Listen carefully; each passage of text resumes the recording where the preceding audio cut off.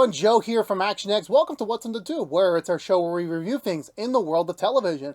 Most times I know we are doing episode-by-episode breakdowns of currently on-air shows with brand new seasons, or sometimes I just sit down to give my quick impressions on a show that I just recently watched and want to talk about it with you guys.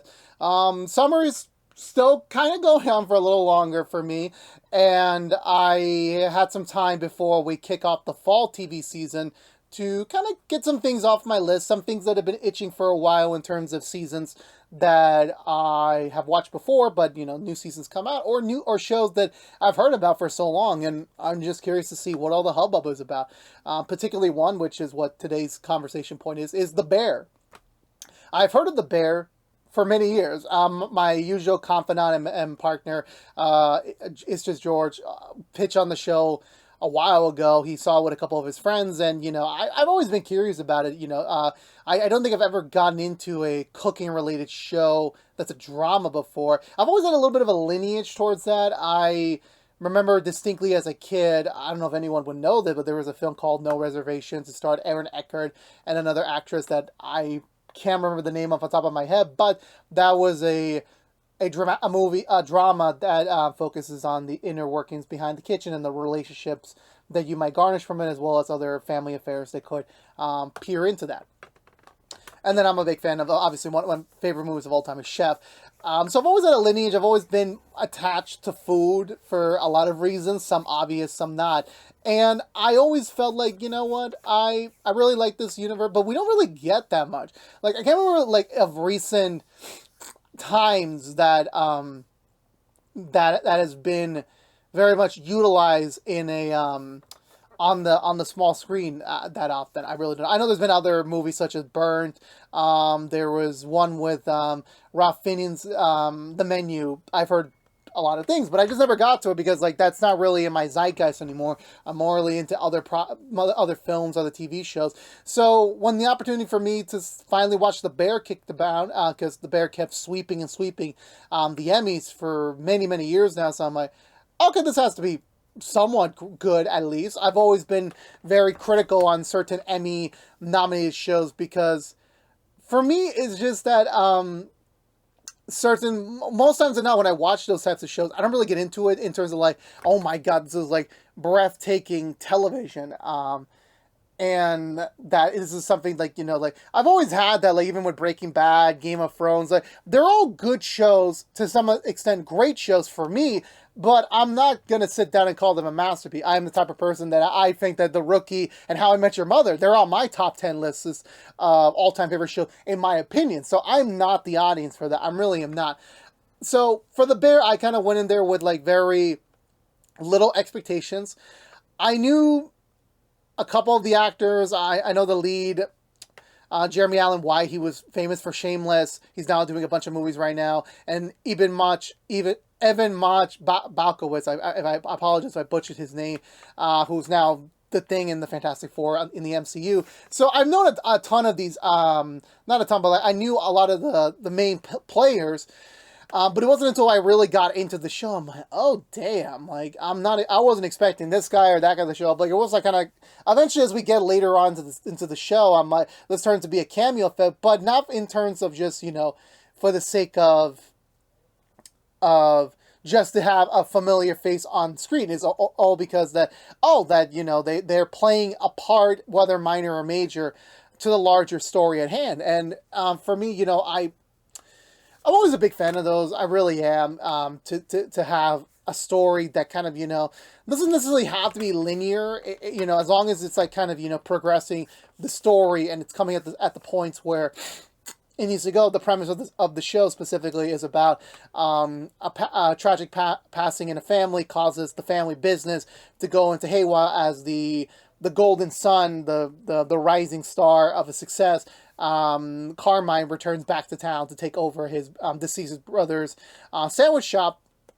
After years and years and years of working in professional restaurant, now here he is working in a sandwich shop of all places, and him kind of having to deal with his own emotions, deal with his own mental health, and then of course obviously try to achieve his dream of owning his own his own classy, fancy restaurant of sort of just the many problematic issues and people that are surrounding him. And honestly, I think the any TV shows like this, you know, you never want your main characters to be perfect. You always want like flaws in them. And honestly, this cast is, I think, the most flawed bunch of them all in terms of character development. Like, they do get some character development. I think the number one holder on that title is probably the cast of Always Sunny. No one can really top them. But yeah, but so when it came to this show, that already like first episode and I was into, because I was a bit confused like what was going on, and I think the storytelling takes a bit of time to get into. I could be wrong if the first season was a binge drop or was week to week. I completely forgot, to be honest with you. But no, going through that first season and then really getting hooked into things of like, you know, just how you want to know, like you're uncovering layers and layers of things of, you know, of the family business. Carmine being our essential POV character, him not, you know, set in Chicago, him being away for so long, only coming back because of his brother's death, and then taking over the restaurant that kind of assembled him to, like, you know, push forward into now, like, kind of figuring out what has happened since he's been away. And, you know, as much as this is a season to season show, when we do get to see more of the story develop in later seasons, not just for the character, but for like figuring out the past, because, you know, I'm going to butcher the last name, the Berninos, the main family character, the main family in the show, having such a complicated history, especially when the deceased brother, Michael, played by John Berlanti, which I was like, oh my God, they got John Berlanti here. I'm like, wasn't expecting that. Great actor, really great actor. I love he's popping off nowadays. Now, this next year is going to be like Punisher mode for him, so I can't wait for that. But no, but just getting to see the family dynamic, getting to see the characters, you know, the aspect of blood family and found family, you know, still in prevalent position throughout the 4 seasons. I didn't binge the 4 seasons. It took me a few months to get through it, just because I kind of dipped in and out with other projects that I was developing and other shows I was watching, so I wasn't able to kind of, you know, binge it as I was expecting it to be. But overall speaking, before I get to a little bit more deeper, I thought this was a really good show. This was really, really good, if not great. I don't think it's Emmy winning. Like, some of the performances are amazing. Some of the story can be, in terms of like when we get to the later seasons, I will admit some of the episodes were kind of like pandering a bit. Like, did we really need certain things to kind of happen or this to be exploited? Like, at the end of the day, in the larger season picture, it makes sense. But when you're kind of breaking it down episode by episode, it kind of, some certain ones come it to be standing out a little bit.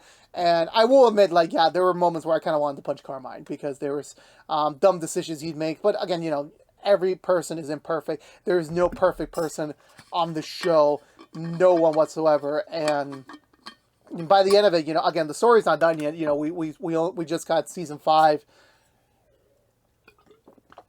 not too long ago in the announcement, so there's more to the story.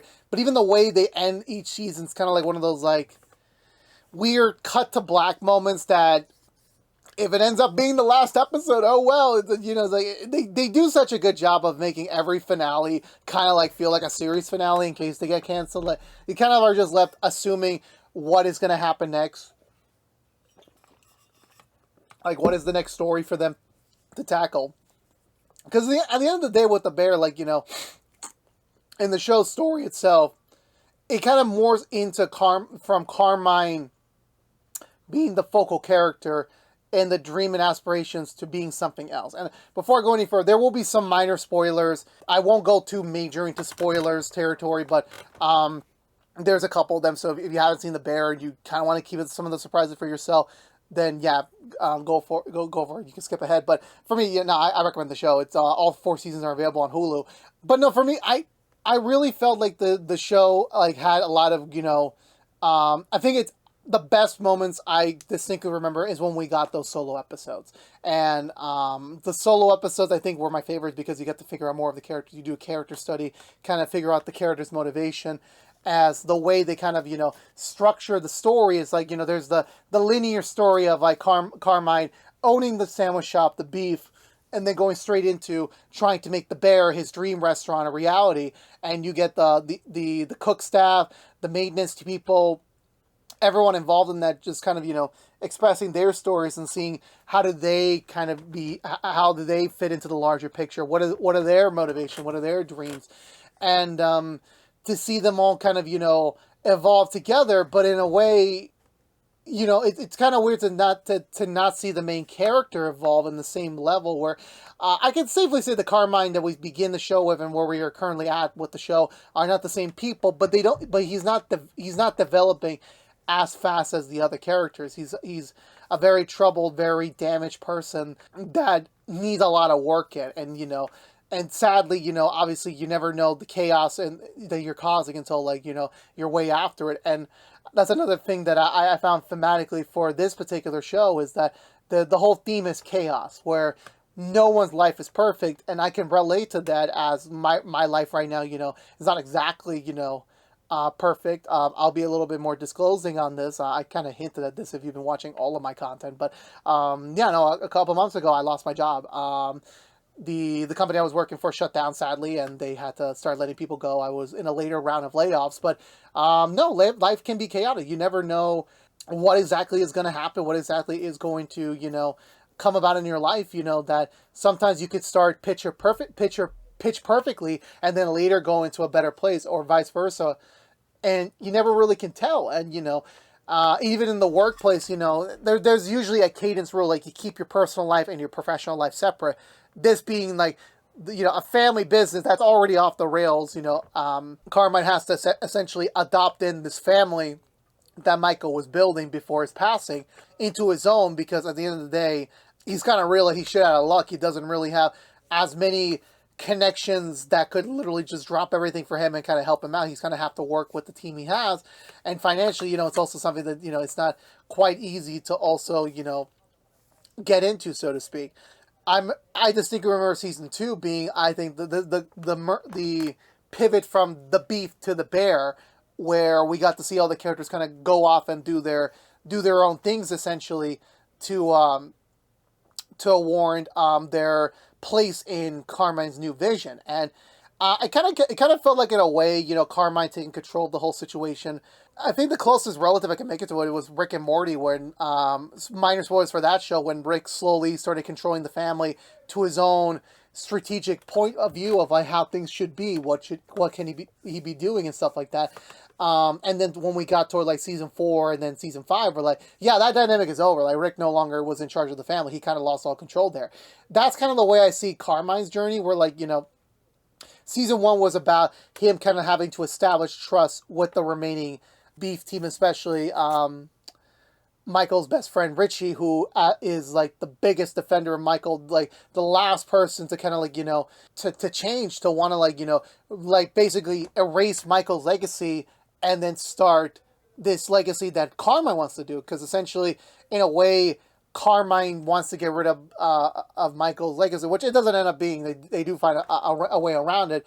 But in all honesty, you never really understand a person until you get to know them. And that's another theme in the season where, in the show, where you see all these characters. Some of them like are dicks, they're loud, they're like, very brutish, or they're very, they're whatever the character is set to be, and then you get their episode. Or, you even get something like their development episode, and you're like, oh, okay, like, they're not a bad person, it's just bad things have happened to them. And especially Richie's tale, where, the man's been through the ringer, and, like, even especially the 2 moments that I remember is the Christmas episode, which I think is the best episode of the show.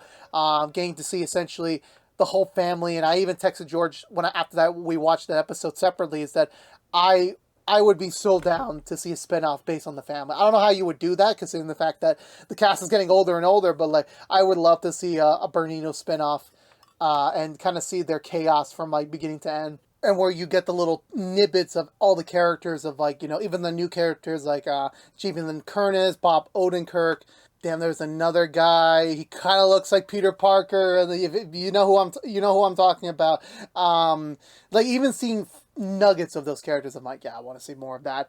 And then even for, you know, as again, there was a one-liner with Richie saying something, we're like, yeah, no, that's life. Like, you never really know where things are going to go. And then, especially when you figure out more about his present-day life, it's like, it's sad from the viewer's perspective, but then when you start to realize more about the character, more realizing where he's standing in, that's kind of where the turn comes into place for me. Like, I went from like seeing Richie as like a bit of like the stubborn asshole to then becoming relatable but still an asshole. It's great to like kind of, you know, you get to see like the cards flipped over and you get to see a whole new side of them and you understand them better. Yeah, especially that episode, that was great. That was a really amazing episode. But to get back into like, you know, even the characters, you know, I think for, you know, I love this cast. I think they all mesh well, weirdly enough, and it creates a bit of you know, the dynamic that I love to see, where even like all of them, because again, like, you kind of have to realize like most of these were Michael's family, now they're Carmine's family to an extent, so there being that twist and turn for them to like, you know, understand Carmine, to see what the heck's going on and things. And then obviously, honestly, in a way, Carmine seems to be at times the antagonist too, because like there are certain decisions he makes where like, yeah, dude, this is not smart. This really isn't. And you know, he is the number one example of, hey, if you don't communicate, you deserve a lot of things to happen to you, because if you're not saying anything properly, then you're going to have issues down the road. I even remember like the season 2 finale where like we were getting there. It just seemed like the season 2 finale was like we were so close to getting there for him, to like getting to like where he actually wants to be, and then he ruins it because it gets locked in the freezer. And essentially that was the boiling point where he was so close. He was ready to cinch everything he wanted, and he ruined it. And then season 3 to 4 was about him like, you know, kind of being back against the wall, kind of, you know, trying to like fight back for what he needs to get. And then at the other point, you were seeing him also having to realize maybe he is not the main lineage that they really exactly need. I don't, you know, it's not what they it's not what he needs. And you know, and the rest of the characters, they don't quite realize it as well, because even also like even like watching the show evolve and progress is, and you notice it, like that's kind of where things need to, you know, things are progressing now. And as well as their focus on mental health for everyone, and you know, checking in on everyone at times, like what's everyone thinking, how are they handling this, this thing happened, how are they reacting to it properly. And this is all human. This isn't a scripted drama to an extent. This is a scripted drama, but like this is like more leaning toward the realistic side of things. And you know, Chicago's not really entirely a state in America that really is dramatized on TV that often. I could be wrong though. I know about actually people are gonna say like, no, I'm completely wrong. I know there's a procedural trilogy of Chicago shows. I understand that, but other than that, it was great to see something that's not New York, that's not LA, that's not, you know, Texas or any. It was nice to see something like that was accessible to me to view, because even like Chicago's like, you know, a whole different beast. And I've only been to Chicago one time in my life for a weekend, but the fact that it was, you know, utilized as a character to allow the characters to kind of like, you know, it's a bit of a different breath. It's like the next thing we're talking about, What's on the Tube in general, just to be a little fat for, is Only Murders in the Building. That being a New York centric show, I live in New York, so I got to like, oh, I know this place and I know that. Oh, I've heard of that place before. But like, you know, with the Bear, it's like whenever I do go back to Chicago, I'm more inclined to like, I'm gonna go to a fancy restaurant. I'm gonna try it out. Or the Beef is a real place. I'm gonna go to the Beef and like, you know, actually take a look and see what all the hubbub is about with this with the sandwich. So you know, it's great to have when you have a show that like is able to kind of like cross into the real zeitgeist of like it's positively influencing the actual place that it is. So that's another plus there. Whether or not for me personally, if it's an Emmy award-winning show, I personally don't want to say that. I've watched a lot of TV shows by this point in my life that for me to be a valid judge is, I can say definitely how I speak to myself is, I am the type of person that I will not be the guy to always give a magnum opus the same quality. I will most likely be that person that the show that's like the least expected to win. And that's on me because I I come from a different cloth, and I'm not as like George, for example, is like probably on the opposite side of me, where like we have two very different opposing viewpoints on shows. At times we cross over, at times we're different, and I think as a result, it creates a bit of like, you know, more conversations to be had because I'm coming from a different perspective. I really like the bear, but I don't love the bear, only because that, you know, it doesn't like really like for like a show needs to get me to binge something to let me give it that qualification. And if it doesn't, that doesn't take it any way against it. It's just that, you know, I'm just one man in the thousands of reviewers out there and the millions of watchers out there that, you know, at the end of the day, you know, I enjoyed The Bear a lot. I really, really did. I think it's doing something great. I think hopefully they can fine-tune season 5 to some of the hiccups that it experienced in the last 2 seasons that I was watching it for. They weren't perfect like the first 2 seasons were, in my opinion. I think the first 2 seasons were nearly amazing, in my opinion. But just however they want to end up the show at the end when whatever season 5 is the last season or 6 or however the case might be, you know, is this caliber of show, like, you know, like the fact that we're getting quality product yearly, and again, this is not a CGI show, it's not a superhero show, I understand it's like, you know, not the exact same beast as, you know, other shows that take multiple years to make, but the fact we can get this quality every single year on a streaming platform and have it be a consistent June watch is what gives this show even more of a platform to stand on. And I think that alone is where I would give its shining praises on it. So that's all from me. Let me know down below, what did you think of The Bear? Do you love it? Did you like it? Let me know down below. We'll have the conversation with you about it. And if you're unaware, this has been Joe here from ActionX. Thank you so much for watching this episode of What's in the Tube. If you want to see more of us, please subscribe to us over here at youtube.com/ActionX. Please ring the bell for notification when our next video is live. Please like, favorite, share this episode review if you want to. And follow us on social media to stay up to date with all updates pertaining to the channels. But until we see each other again, thank you so much for watching. Please stay safe out there. Be good to each other. And as always, peace out.